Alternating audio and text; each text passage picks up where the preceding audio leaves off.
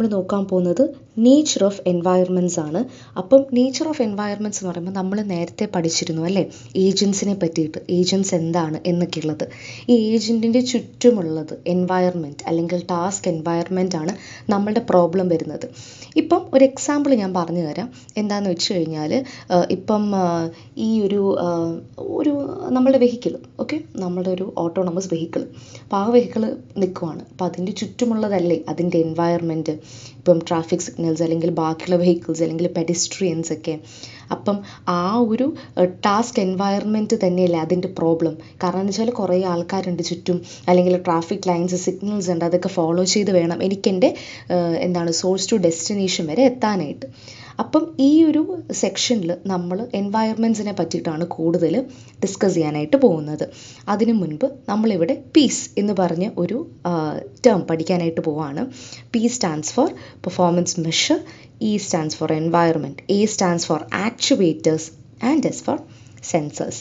അപ്പം ഈ ഒരു പി സിസ്റ്റം എന്ന് പറയുന്നത് പെർഫോമൻസ് മെഷറിനെ with respect to environment, actuators and സെൻസേഴ്സിനെ മെഷർ ചെയ്യാനായിട്ട് ഹെൽപ്പ് ചെയ്യുന്നതാണ് നമ്മളുടെ പി സിസ്റ്റം എന്ന് പറയുന്നത്. നമ്മളിവിടെ സംസാരിക്കുന്നത് എൻവയറമെൻറ്റ്സിനെ പറ്റിയിട്ടാണ്.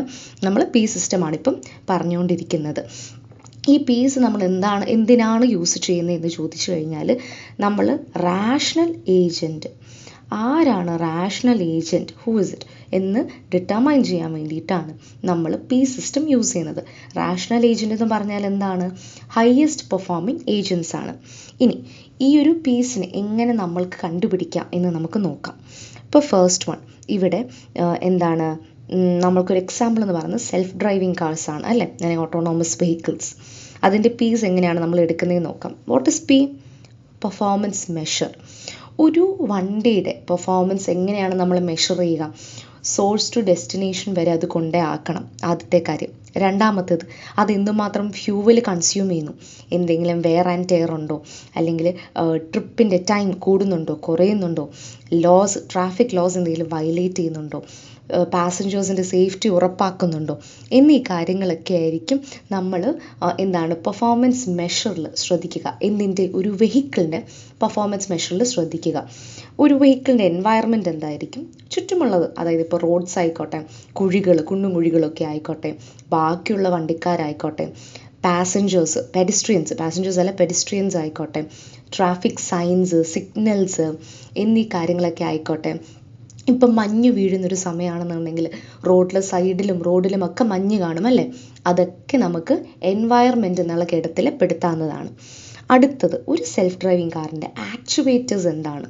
ആക്ച്വേറ്റർ എന്ന് പറയുമ്പോഴത്തേനും, ഇപ്പം ഞാൻ എൻ്റെ വണ്ടി ഇത്ര സ്പീഡിൽ കൊണ്ടുപോകണം എന്നുണ്ടെങ്കിൽ എന്താണ് ഞാൻ യൂസ് ചെയ്യുക? ആക്സിലറേറ്റർ ആണല്ലേ. അപ്പം ആക്സിലറേറ്റർ അവിടെ എൻ്റെ ആക്ച്വേറ്ററാണ്. ബ്രേക്ക് എൻ്റെ ആക്ച്വേറ്ററാണ്. സ്റ്റിയറിങ്, എൻ്റെ വണ്ടിയുടെ ദിശ മാറ്റാനായിട്ട് ശേഷിയുള്ള സ്റ്റിയറിങ് എൻ്റെ ആക്ച്വേറ്ററാണ്. അപ്പം അതൊക്കെയാണ് ആക്ച്വേറ്റേഴ്സ്. അതായത് മൂവ്മെൻറ്റ്സിനെ അത് ഡിറ്റർമൈൻ ചെയ്യാനോ അല്ലെങ്കിൽ അതിനെ ചേഞ്ച് ചെയ്യാനോ കേപ്പബിലിറ്റി ഉള്ളവരെയാണ് നമ്മൾ ആക്ച്വേറ്റേഴ്സ് എന്ന് പറയുന്നത്. ഇനി എസ് ഫോർ സെൻസേഴ്സ്. ഒരു വണ്ടിയുടെ സെൻസേഴ്സ് ഏതൊക്കെയാണെന്ന് ആലോചിച്ച് നോക്കിയേ. സ്പീഡോമീറ്റർ ഉണ്ട് അല്ലേ, സ്പീഡ് നമുക്ക് ഡിറ്റക്റ്റ് ചെയ്യാനായിട്ട് അല്ലെങ്കിൽ സ്പീഡ് കാണിക്കാനൊക്കെ ആയിട്ട്. GPS ഉണ്ട്. അപ്പം ഇൻഫ്രാറെഡ് ഇതുണ്ട്, സെൻസേഴ്സ് ഉണ്ട്. അങ്ങനെ പല സെറ്റ് ഓഫ് കാര്യങ്ങൾ ഒരു വണ്ടിക്കുണ്ട്. അപ്പം ഞാനിപ്പോൾ വളരെ ബേസിക് ആയിട്ടുള്ള ഒരു എക്സാമ്പിളാണ് പറഞ്ഞു പോയത്. നിങ്ങൾക്ക് ഈ ഒരു പീസിൻ്റെ റെപ്രസെൻറ്റേഷൻ എങ്ങനെയാണ് സെൽഫ് ഡ്രൈവിംഗ് കാർസിൽ ചെയ്യേണ്ടതെന്ന് മനസ്സിലായെന്ന് വിശ്വസിക്കുന്നു. അഗൈൻ ഇവിടെ ഒരു ടേബിൾ, ചിലതിൻ്റെ ഏജൻസ്, അതിൻ്റെ ഒപ്പം അതിൻ്റെ പീസ് അല്ലെങ്കിൽ നമ്മുടെ പെർഫോമൻസ്, എൻവയറമെൻറ്റ്, ആക്ച്വേറ്റർ, സെൻസേഴ്സിൻ്റെ ഡിസ്ക്രിപ്ഷനാണ് ഇവിടെ കൊടുത്തിരിക്കുന്നത്. അപ്പോൾ ഇവിടെ നിന്ന് നോക്കിക്കുകയും നമുക്ക് 1-2 കാര്യങ്ങൾ പെട്ടെന്ന് നോക്കിപ്പോവാം. ആദ്യമേ മെഡിക്കൽ ഡയഗ്നോസിസ് സിസ്റ്റം. അപ്പോൾ മെഡിക്കൽ ഡയഗ്നോസിസ് സിസ്റ്റത്തിൻ്റെ പേർപ്പസ് എന്താണ്? ആദ്യം ഒന്ന് ആലോചിച്ച്. ഒരു ഡിസീസിനെ ഡയഗ്നോസ് ചെയ്യുക, ഓക്കെ. ഇനി ഇതിൻ്റെ പെർഫോമൻസ് മെഷർ എന്താണ്? അതായത് ഈ ഒരു സാധനം ഇംപ്ലിമെൻറ്റഡ് ആയി കഴിഞ്ഞു കഴിഞ്ഞാൽ എന്താണ് അവിടുത്തെയുള്ള പോസിറ്റീവ് ചേഞ്ച്, ഓക്കെ. ഈ ഒരു സാധനം ഇംപ്ലിമെൻ്റ് ആയെന്നുണ്ടെങ്കിൽ പേഷ്യൻസിൻ്റെ അസുഖങ്ങൾ എളുപ്പത്തിൽ ഡിറ്റക്റ്റ് ചെയ്യാൻ പറ്റും. ഹെൽത്തി പേഷ്യൻ്റ് ആണ്, ഇപ്പം നമ്മൾ നോക്കുന്ന പേഷ്യൻ്റ് ഹെൽത്തി ആണ് ആഫ്റ്റർ യൂസിങ് ദിസ് ഏജൻറ്റ് എന്നുണ്ടെങ്കിൽ അതിൻ്റെ പെർഫോമൻസ് മെഷറാണ്. കോസ്റ്റ് റെഡ്യൂസ് ചെയ്യുക എന്നുള്ളതിൻ്റെ പെർഫോമൻസ് മെഷറാണ്. ഇനി ഒരു മെഡിക്കൽ സിസ്റ്റം ആയതുകൊണ്ട് തന്നെ ഇതിൻ്റെ എൻവയറമെൻ്റ് എന്ന് പറയുന്നത് ആശുപത്രിയും അവിടുത്തെ സ്റ്റാഫുകളും പേഷ്യൻസും ഒക്കെ ആയിരിക്കും. ഇതിൻ്റെ ആക്ച്വേറ്റർ എന്ന് പറയുന്നത് ക്വസ്റ്റ്യൻസ്. കാരണം എന്താണ്, ഇവിടെ ഡയഗ്നോസിസ് ആണ് നടക്കുന്നത് അല്ലേ. ഡയഗ്നോസിസ് നമുക്കൊരു സെറ്റ് ഓഫ് റിപ്പോർട്ട്സ് കാണും, ട്രീറ്റ്മെൻറ്റ്സ് കാണും, സെറ്റ് ഓഫ് ക്വസ്റ്റ്യൻസ് കാണും. അപ്പോൾ ഇതിൽ നിന്നുമൊക്കെ അനലൈസ് ചെയ്തിട്ടാണ് നമ്മൾ ഓക്കെ ഇയാൾക്ക് ഇന്ന ഡിസീസ് ആണെന്ന് ഡയഗ്നോസ് ചെയ്യുന്നത്. അതിൻ്റെ സെൻസേഴ്സ് എന്ന് പറയുന്നത് കീബോർഡ് എൻട്രി. കാരണം ഇതിപ്പോൾ ഒരു കമ്പ്യൂട്ടർ ബേസ്ഡ് ആയിട്ടൊരു ആപ്ലിക്കേഷൻ ആണെന്നുണ്ടെങ്കിൽ നമ്മൾ അതിന് ആ ഒരു കമ്പ്യൂട്ടർ ഏജൻറ്റിന് നമ്മൾ ടൈപ്പ് ചെയ്ത് കൊടുക്കുകയാണ്, ഇതാണ് നമ്മളുടെ ടെസ്റ്റ്, ഇതിങ്ങനെയാണ് ചെയ്തത് എന്നീ കാര്യങ്ങളൊക്കെ. അപ്പം അതങ്ങനെയാണ് വരുന്നത്.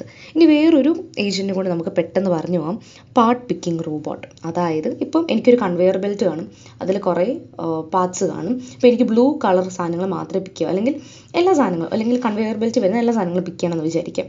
അപ്പം ഇവിടുത്തെ പെർഫോമൻസ് മെഷർ എന്താണ്, നമ്മളുടെ പേർപ്പസ് എന്ന് പറയുന്നത് പിക്ക് ചെയ്തെടുക്കുക, സാധനങ്ങളെ പിക്ക് ചെയ്തെടുക്കുക എന്നുള്ളതാണ് നമ്മളുടെ പേർപ്പസ് വരുന്നത്. അപ്പോൾ അങ്ങനെ ആകുമ്പോഴത്തേനും നമ്മൾ എങ്ങനെയാണ് എന്താണ് പെർഫോമൻസിനെ മെഷർ ചെയ്യുന്നത്, പെർസെൻറ്റേജ് യൂസ് ചെയ്തിട്ട്. എന്തിൻ്റെ പെർസെൻറ്റേജ്, ഞാൻ എത്ര സാധനങ്ങളെ കൺവെയർ ബെൽറ്റിൽ നിന്ന് എടുത്തു അതിൻ്റെ ശതമാനം എത്ര എണ്ണം കറക്റ്റായിട്ട് എടുത്തു എന്നുള്ളത്. ഓക്കെ, നിങ്ങൾക്ക് പീസ് മനസ്സിലാവുന്നുണ്ടെന്ന് വിചാരിക്കുന്നു. എൻവയറമെൻറ്റ് എന്താണ്, അതിൻ്റെ കൺവെയർ ബെൽറ്റും അതിൻ്റെ പാർട്സും കാര്യങ്ങളൊക്കെ. ആക്ച്വേറ്റേഴ്സ് എന്താണ്, ഇപ്പോൾ എനിക്കിവിടെ എൻ്റെ ഒരു റോബോട്ടുണ്ട്, പാർട്ട് പിക്കിംഗ് റോബോട്ടുണ്ട്. അപ്പം ഇതിങ്ങനെ വന്നായിരിക്കുമല്ലോ ഇത് പിക്ക് ചെയ്യുന്നത്. അപ്പം ഇതാണ് എൻ്റെ ആക്ച്വേറ്റർ. ആ മൂവ്മെൻറ്റിന് ഹെൽപ്പ് ചെയ്യുന്ന ജോയിൻസും ലിങ്ക്സും എല്ലാമാണ് ആക്ച്വേറ്റേഴ്സായിട്ട് വരുന്നത്. സെൻസേഴ്സ്, ക്യാമറയും കാര്യങ്ങളും ഒക്കെ ആയിരിക്കും സെൻസേഴ്സിൻ്റെ സെക്ഷനിൽ വരുന്നത്. അപ്പം ഇങ്ങനെ ഒരു ഏജൻറ്റ് ടൈപ്പ് കൊടുത്തു കഴിഞ്ഞാൽ നിങ്ങൾക്ക് പീസ് എഴുതാനായിട്ട് പറ്റും എന്ന് വിശ്വസിക്കുന്നു. അടുത്ത് നമ്മൾ നോക്കാൻ പോകുന്നത് ടൈപ്സ് ഓഫ് എൻവയറമെൻ്റ് ആണ്. ഇത് വളരെ ഇൻട്രസ്റ്റിംഗ് ആയിട്ടുള്ളൊരു ടോപ്പിക്കാണ്, ടൈപ്സ് ഓഫ് എൻവയറമെൻറ്റ്. ഇവിടെ ഒരു ഏജൻറ്റിന് അവരുടെ എൻവയറമെൻറ്റിനെ നിരീക്ഷിക്കുക എന്ന് പറയുന്നത് വളരെ ഇമ്പോർട്ടൻ്റ് ആയിട്ടുള്ള ഒരു കാര്യമാണ്. അതിനായിട്ട് അവർക്ക് സെൻസേഴ്സ് ഉണ്ട്. ആ സെൻസേഴ്സിൽ നിന്നും കിട്ടുന്ന ഔട്ട്പുട്ടിനെ എന്താണ്, ആ ഒരു ഔട്ട്പുട്ടിനെ നമ്മൾ ആക്ഷൻസിലൂടെ ഇംപ്ലിമെൻറ്റ് ചെയ്യാനായിട്ട് ശ്രമിക്കുകയാണ് ചെയ്യുന്നത്. നമുക്ക് ഏകദേശം ഒരു 7 ടൈപ്സ് ഓഫ് ടാസ്ക് എൻവയറമെൻറ്റ്സ് ഉണ്ട്. അതിലെ ഫസ്റ്റ് ടൈപ്പ് എന്ന് പറയുന്നത് fully observable versus partially observable. From the name it self നിങ്ങൾക്ക് എന്താണെന്നുള്ളത് മനസ്സിലായെന്ന് വിചാരിക്കുന്നു. What is fully observable? ഒരു ഏജൻറ്റിൻ്റെ സെൻസറിന് ആ ഒരു ഏജൻറ്റിൻ്റെ കംപ്ലീറ്റ് സ്റ്റേറ്റ് ഓരോ പോയിൻ്റ് ഓഫ് ടൈമിൽ മനസ്സിലാവുന്നതാണ് ഫുള്ളി ഒബ്സർവബിൾ. ഒരു എക്സാമ്പിൾ ഞാൻ തരാം. ചെസ്സ്. നമ്മൾ ചെസ്സ് കളിക്കുമ്പോഴത്തേനും ഈ ചെസ്സിലിപ്പോൾ ഞാനൊരു സെൻസർ വെക്കുകയാണെന്നുണ്ടെങ്കിൽ, അല്ലെങ്കിൽ ഈ ഒരു ചെസ്സിലെ ഓപ്പോണൻസിൻ്റെ മൂവ്മെൻറ്റ്സും സ്വന്തം മൂവ്മെൻറ്റ്സും എല്ലാം നമുക്ക് മനസ്സിലാക്കാനായിട്ട് സാധിക്കില്ല. അടുത്തത് എന്താണ്, ഓക്കെ ഇത് ഇവിടെ ഇങ്ങനെ വെച്ചു, ഓക്കെ എന്നും പറഞ്ഞ് ഇത് ഫുള്ളി അനലൈസ് അല്ലെങ്കിൽ ഒന്നും ഹിഡൺ അല്ല. ഓക്കെ, അങ്ങനത്തെ ഒരു സിറ്റുവേഷനാണ് ഫുള്ളി ഒബ്സർവബിൾ എന്ന് പറയുന്നത്. പാർഷ്യലി ഒബ്സർവബിൾ എന്ന് പറയുന്നത് ഒരു ഏജൻറ്റിൻ്റെ കംപ്ലീറ്റ് സ്റ്റേറ്റ് കിട്ടാനായിട്ടുള്ള ചാൻസസ് ഇല്ല, പാർഷ്യലി നമുക്ക് സ്റ്റേറ്റ് കിട്ടാം. ഫോർ എക്സാമ്പിൾ ഡ്രൈവിംഗ് എന്ന് പറയുന്നത് നമ്മൾ വണ്ടി ഓടിക്കുമ്പോൾ, നിങ്ങൾ വണ്ടി ഓടിക്കുന്ന ഒരു വ്യക്തിയാണെന്നുണ്ടെങ്കിൽ വണ്ടി ഓടിക്കുമ്പോഴത്തേക്കും 360 ഡിഗ്രി അല്ല നിങ്ങൾക്ക് ഒരു കവറേജ് കിട്ടുന്നത്. നിങ്ങൾക്ക് ചില കോർണേഴ്സ് കണ്ടില്ല എന്ന് വരാം. ഓക്കെ, നമ്മൾ എത്തിപ്പിടിച്ച് വലിഞ്ഞൊക്കെ നോക്കുവാണെങ്കിലൊക്കെ ചിലതൊക്കെ കാണത്തുള്ളൂ. അപ്പം അങ്ങനത്തെ ഒരു സിറ്റുവേഷൻ ഉള്ള സ്ഥിതിക്ക് അതിനെ നമ്മൾ ഫുള്ളി ഒബ്സർവബിൾ സെക്ഷനിൽ നമ്മൾ പെടുത്തത്തില്ല, അത് പാർഷ്യലി ഒബ്സർവബിൾ ആയിരിക്കും. ഇനി ഇതിൻ്റെ തന്നെ വേറൊരു സംഭവം കൂടിയുണ്ട്, അൺഒബ്സർവബിൾ എന്ന് പറയുമ്പോൾ ഏജൻറ്റിന് സെൻസർ ഇല്ലാത്ത കേസിൽ. ഏജൻറ്റിന് സെൻസർ ഇല്ലാന്നുണ്ടെങ്കിൽ ഏജൻറ്റ് എങ്ങനെ എൻവയറമെൻറ്റ് കാണും, പിടികിട്ടിയോ? അപ്പം ഫുള്ളി ഒബ്സർവബിൾ എന്ന് പറഞ്ഞാൽ എന്താണ്, ഒരു ഏജൻറ്റിൻ്റെ കംപ്ലീറ്റ് സ്റ്റേറ്റ്, അപ്പം ഒരു ഏജൻറ്റിൻ്റെ മൂവ്മെൻറ്റ്സിനെ കാണാനായിട്ട് സാധിക്കുന്നതിനെയാണ്, അല്ലെങ്കിൽ ഓപ്പോസിറ്റ് വരുന്ന ആൾക്കാരുടെ മൂവ്മെൻറ്റ്സ് കംപ്ലീറ്റ്ലി ഒബ്സർവ് ചെയ്യാൻ സാധിക്കുന്നതിനെയാണ് ഫുള്ളി ഒബ്സർവബിൾ എൻവയറമെൻറ്റ് എന്ന് നമ്മൾ വിശേഷിപ്പിക്കുന്നത്. അടുത്തത് ഡിറ്റർമിനിസ്റ്റിക് വേഴ്സസ് സ്റ്റോക്കാസ്റ്റിക്. ഡിറ്റർമിനിസ്റ്റിക് എന്ന് പറയുമ്പോൾ ആ ഒരു വേർഡ് ഡിറ്റർമൈൻ ചെയ്യുക, അടുത്ത സ്റ്റേറ്റ് എന്താണ് ഡിറ്റർമൈൻ ചെയ്യുക. ഓക്കെ, അതാണ് ഡിറ്റർമിനിസ്റ്റിക്കും കൊണ്ട് ഉദ്ദേശിക്കുന്നത്. സ്റ്റോക്കാസ്റ്റിക് എന്ന് പറയുമ്പോഴത്തേനും ഒരു യുണീക്നെസ് ഉണ്ടാവില്ല, വളരെ റാൻഡം ആയിരിക്കും. എഗെയിൻ നമ്മൾ മേളിൽ പറഞ്ഞ എക്സാമ്പിളിന് എടുക്കാം, ചെസ്സിൽ ഇപ്പം നമുക്കറിയാം ഒരു പോൺ എന്തുമാത്രം ഏതൊക്കെ സ്പേസസിലാണ് പോകുന്നതെന്നുള്ളത് നമുക്കറിയാം. പോൺ മാത്രമല്ല, ക്വീൻ ആയിക്കോട്ടെ, കിങ് ആയിക്കോട്ടെ, മിനിസ്റ്റർ ആയിക്കോട്ടെ, ഹോഴ്സ് ആയിക്കോട്ടെ, എല്ലാം ഏതൊക്കെ പോസിബിൾ മൂവ്മെൻറ്റ്സ് ആണ് ഉള്ളത് എന്നുള്ളത് നമുക്കറിയാം. ഇപ്പം ഞാനൊരു 2 ഗെയിം കളിച്ചു, ഓക്കെ, ഒരു 2 പോണിന് മുന്നിൽ എടുത്തു വെച്ചു. നമുക്കിനിയുള്ള പോസിബിൾ മൂവ്മെൻറ്റ്സ് എന്താണെന്നൊക്കെ നമുക്കറിയാം. ബിക്കോസ് ചെസ്സിന് ഒരു ഫിക്സ്ഡ് നമ്പർ ഓഫ് മൂവ്മെൻറ്റ്സേ ഉള്ളൂ. ഓരോ എലമെൻറ്റിനും, ചെസ് ബോർഡിലുള്ള ഓരോ പീസിനും ഫിക്സ്ഡ് നമ്പർ ഓഫ് മൂവ്മെൻറ്റ്സേ ഉള്ളൂ. അപ്പം എനിക്കറിയാം, ഓക്കെ, ഈ സാധനം ഇപ്പം ഞാൻ ഈ ഒരു ബിഷപ്പിനെ എടുക്കുകയാണെന്നുണ്ടെങ്കിൽ ബിഷപ്പ് ഈ ഒരു ഇതിൽ മാത്രമേ, ഈ ഒരു ഡയറക്ഷനിൽ മാത്രമേ പോകത്തുള്ളൂ എന്നാണ് നമുക്കറിയാം. അതിനെയാണ് ഡിറ്റർമിനിസ്റ്റിക് എന്ന് പറയുന്നത്. അതേസമയം സ്റ്റോക്കാസ്റ്റിക് എന്താണെന്ന് വെച്ച് കഴിഞ്ഞാൽ, ഇപ്പോൾ ഒരു self driving car, okay, self driving കാറിൽ നമുക്ക് ഇപ്പം ചുറ്റുമുള്ള കാര്യങ്ങളൊക്കെ മറിയുമല്ലോ. ഇപ്പം പെട്ടെന്നായിരിക്കും നമ്മൾക്ക് സിഗ്നൽ വീഴുന്ന മുന്നിൽ, ഓക്കെ, ഗ്രീൻ സിഗ്നലായിട്ട് പെട്ടെന്ന് റെഡ് സിഗ്നൽ ആകുമ്പോഴത്തേനും ദാറ്റ് ഇസ് സംതിങ് റാൻഡം അല്ലേ, പെട്ടെന്നായതാണ്. അപ്പോൾ നമ്മൾ പെട്ടെന്ന് ബ്രേക്ക് ഔട്ട് കൊടുക്കും. അല്ലാന്നുണ്ടെങ്കിൽ ഓക്കെ, ഇത് ഇങ്ങനെ പോകത്തുള്ളൂ, ഇത് വണ്ടികളൊന്നുമില്ല, പെഡിസ്ട്രിയൻസ് ഒന്നുമില്ല എന്നുള്ളൊരു സിറ്റുവേഷനൊന്നും നമുക്കിവിടെ ഇല്ല. സെൽഫ് ഡ്രൈവിംഗ് കാർസിൻ്റെ എൻവയറമെൻറ്റ് എന്ന് പറയുന്നത് വളരെ ഡൈനാമിക് ആയതുകൊണ്ട് തന്നെ നമുക്ക് അടുത്ത ആക്ഷൻ എന്താണ്, അല്ലെങ്കിൽ നമ്മുടെ ഏജൻറ്റിൻ്റെ നെക്സ്റ്റ് സ്റ്റേറ്റ് എന്താണെന്ന് ഡിറ്റർമൈൻ ചെയ്യാനായിട്ട് ബുദ്ധിമുട്ടാണ്. അപ്പം അതാണ് ഡിറ്റർമിനിസ്റ്റിക്കും സ്റ്റോക്കാസ്റ്റിക്കും കൊണ്ട് നമ്മൾ ഉദ്ദേശിക്കുന്നത്. Third one, single agent versus multi agent. Self explanatory ആണ്. ഒരു എൻവയറമെൻറ്റിൽ ഒരു ഏജൻറ്റേ ഉള്ളതെന്നുണ്ടെങ്കിൽ സിംഗിൾ ഏജൻ്റാണ്. ഇപ്പം ഒരു വീട്ടിൽ ഒരു മനുഷ്യൻ മാത്രമാണെന്നുണ്ടെങ്കിൽ അതിനെ സിംഗിൾ ഏജൻറ്റ് സിസ്റ്റം എന്ന് പറയാൻ പറ്റും. ഒരു എൻവയറമെൻറ്റിൽ മോർ ദാൻ 1 ഏജൻറ്റ് ഉണ്ടെന്നുണ്ടെങ്കിൽ അതിനെ നമ്മൾ മൾട്ടി ഏജൻറ്റ് എൻവയറമെൻറ്റ് എന്ന് പറയാൻ പറ്റും. നമ്മൾ ഈ ഫുട്ബോളൊക്കെ നമ്മൾ ഓൺലൈനിൽ കളിക്കുമ്പോൾ മൾട്ടിപ്പിൾ പ്ലെയേഴ്സ് ഉണ്ടല്ലോ, അതാണ് അതിൻ്റെ എക്സാമ്പിൾ. അടുത്തത് സ്റ്റാറ്റിക് ആൻഡ് ഡൈനാമിക്. ആദ്യമേ നമ്മൾ ഡൈനാമിക്കിൻ്റെ കാര്യം പറയാം. ഡൈനാമിക് എന്ന് പറയുമ്പം ഇതിൻ്റെ എൻവയറമെൻറ്റ് എല്ലാ സെക്കൻഡിലും ചേഞ്ച് ചെയ്തുകൊണ്ടിരിക്കുന്നതിനെയാണ് നമ്മൾ എന്ത് പറയുന്നത്, ഡൈനാമിക് എന്ന് പറയുന്നത്. ഇപ്പം ഞാൻ പറഞ്ഞു, നമ്മൾ ഡ്രൈവ് ചെയ്യുന്ന സമയത്ത് ഓരോ പോയിന്റിൽ നമ്മുടെ എൻവയറമെൻറ്റ് മാറിക്കൊണ്ടിരിക്കുകയാണ് അല്ലേ. ആദ്യത്തെ പോയിന്റിൽ ചിലപ്പോൾ ഒരു വണ്ടി എൻ്റെ പുറകിലാണെങ്കിൽ നെക്സ്റ്റ് പോയിന്റിൽ ആ വണ്ടി എൻ്റെ ഓവർടേക്കാൻ ശ്രമിക്കുമായിരിക്കും. അടുത്ത പോയിന്റിൽ ആ വണ്ടി എൻ്റെ മുന്നിലായിരിക്കും. ചിലപ്പോൾ ആ സമയത്ത് ഒരു പെഡിസ്ട്രിയൻ ക്രോസ് ചെയ്യുമായിരിക്കും, ചിലപ്പോൾ ഒരു ട്രാഫിക് സിഗ്നൽ ആയിരിക്കും അവിടെ. അങ്ങനെ നമ്മളുടെ എൻവയറമെൻറ്റ് കോൺസ്റ്റൻ്റ്ലി ചേഞ്ച് ചെയ്തുകൊണ്ടിരിക്കുന്നതിന് നമ്മൾ എന്താ പറയുന്നത്, ഡൈനാമിക് എന്ന് നമ്മൾ പറയും. അറ്റ് ദ സെയിം ടൈം ഒരു എംപ്റ്റി ആയിട്ടുള്ള വീട്, ഒന്നും നടക്കുന്നില്ല, അങ്ങനെ ഒരു വീടിനെ നമ്മൾ സ്റ്റാറ്റിക് എൻവയറമെൻറ്റ് എന്ന് പറയും. അതൊരു ഐഡിയൽ എൻവയറമെൻ്റ് ആണ്. Okay, there is no change. Next one is discrete and continuous. Discrete എന്ന് പറയുന്നത് നമ്മൾക്ക് ഇഗെയിൻ ഒരു ഫൈനൈറ്റ് നമ്പർ ഓഫ് ആക്ഷൻസ് കൊണ്ട് we will reach the output. ഇപ്പം എനിക്ക് ഇവിടെ എൻ്റെ കിങ്ങിനെ ചെക്ക്മേറ്റ് അടിക്കണം എന്നുള്ളതാണെന്ന് വിചാരിക്കാം, ചെസ്സിൽ നമ്മൾ നടത്തുന്ന കാര്യം.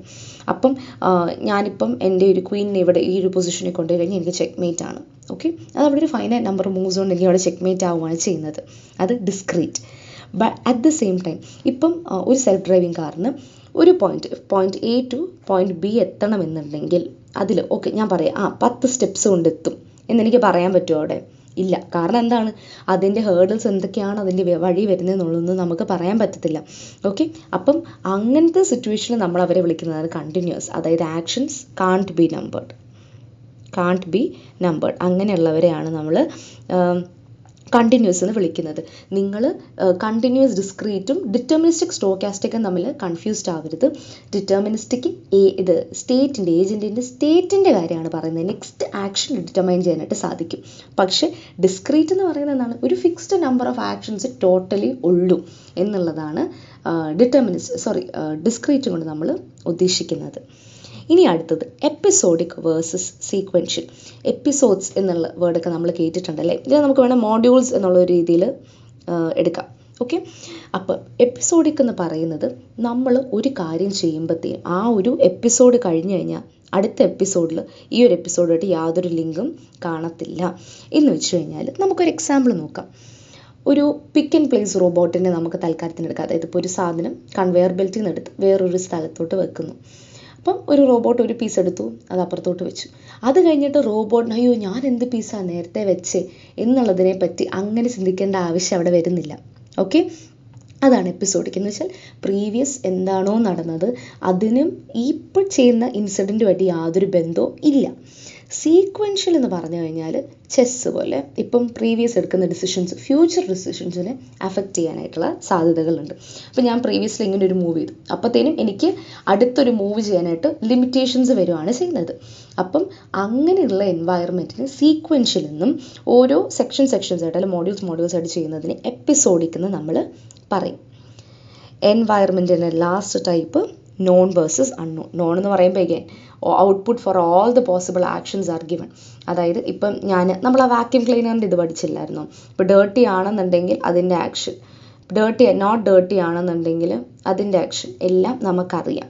അങ്ങനെയുള്ള എൻവയറമെൻറ്റിനെയാണ് നോൺ എൻവയറമെൻറ്റ് എന്ന് പറയുന്നത്. ആൻഡ് അൺനോൺ എന്ന് പറയുമ്പോൾ നമുക്കറിയാം ഒരു ഡിസിഷൻ ഉണ്ടാക്കാനായിട്ട് നമുക്ക് നോളേജിൻ്റെ ആവശ്യമുണ്ട്. അതായത് നമുക്ക്